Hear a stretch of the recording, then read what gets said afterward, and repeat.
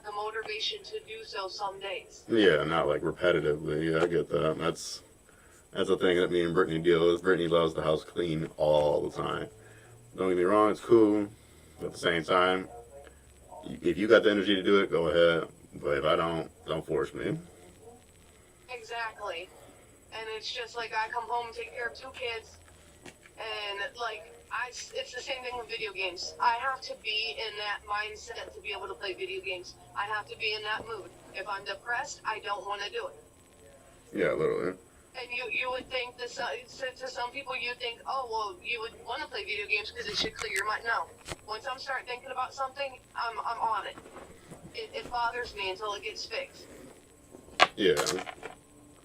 And I sit here and I try to fix it, and I tell them, I don't mind getting help. I don't mind doing certain things, but I need you to change a little bit as well. And I'm not even asking for a lot.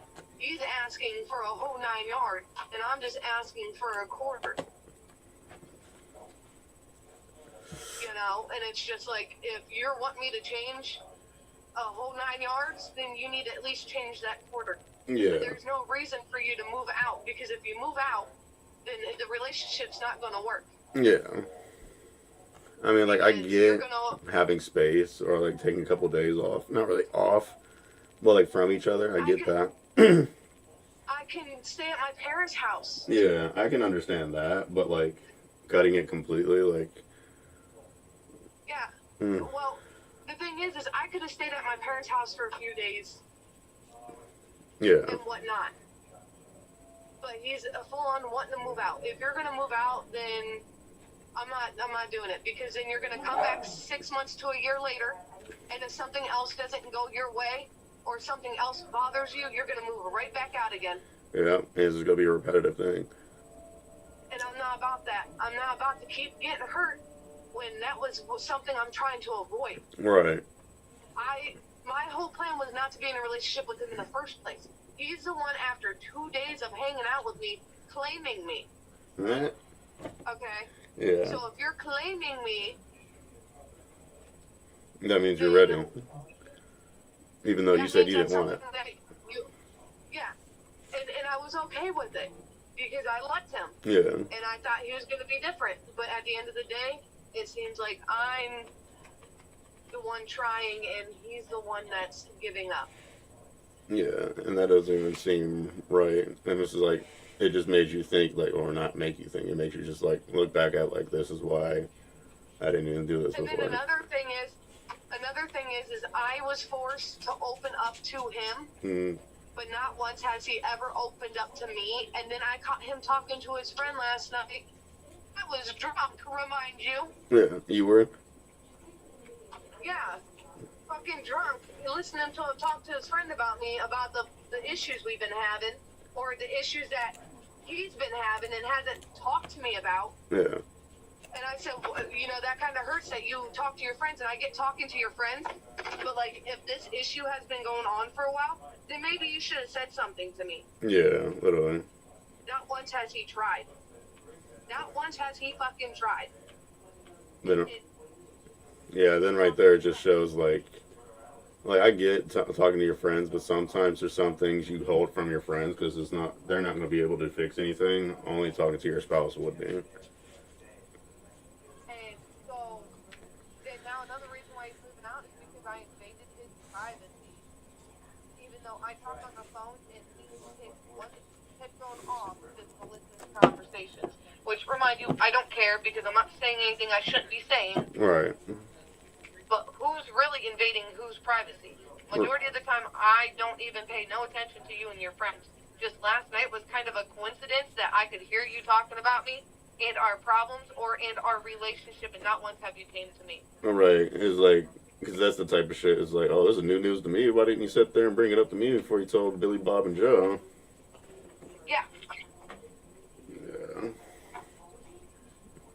Because that'd be like, I know Brittany would chew me out if I sat there and just start running my mouth about her in front of her, like at Stefan or something. And the thing is, he doesn't like drama, he doesn't like fighting, he doesn't like none of it. So then I get stuck with to pack some Marlboro shorts.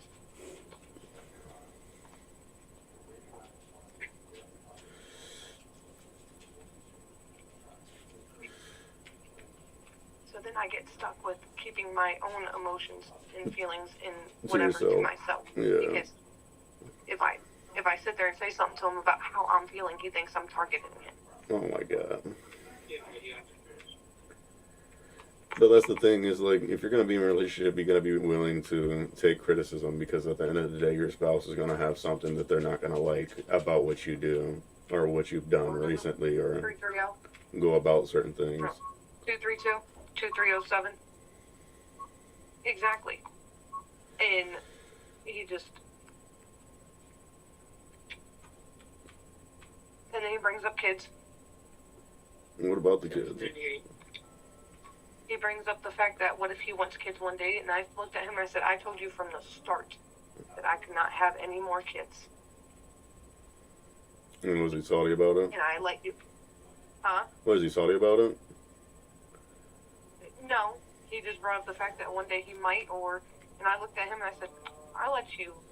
Thank you. I told you way before we even started this relationship that I cannot have no kids. Yeah. And he sat there and said that it's okay. He's 30 and he probably won't have kids anyways of his own. So he contradicted himself later in the future, or in the future. Pretty much. Because of the fact that, first off, he's the same. Every relationship he's been in, he's been cheated on. Oh.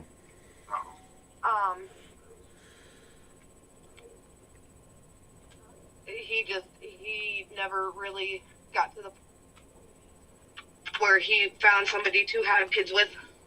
Yeah. And, you know, it's like I told him earlier, there is times where I regret getting a partial hysterectomy because I can't have kids with him, and there's times where I wish I would have met him sooner. Yeah. But you can't go back. And it's just like, I can have a child, it's just someone has to carry. Yeah. I just can't carry it myself. I still have my ovaries. Yeah. I still have eggs. I can still, you know, do the whole process with an egg. It can't be. Like immediate. I can't carry. I just have to find somebody else. And then he's like, well, fuck that, because that's a lot of money. Well, that's what Trump wants. Trump is trying to get that FIV or whatever. Yeah. Through insurance. Well, I have insurance. He has insurance. It's not like we couldn't do it then. Yeah. If we would wait and see if Trump's, goes, Yeah. then, oh shit, ice. Then we could have done it then. But first we need to get a bigger house and be financially ready for another child. Right. Okay, that's a lot to ask for. I mean, not like 2 kids is not so bad, but adding a 3rd kid when you're not ready is different. I wasn't even ready for 2. Yeah.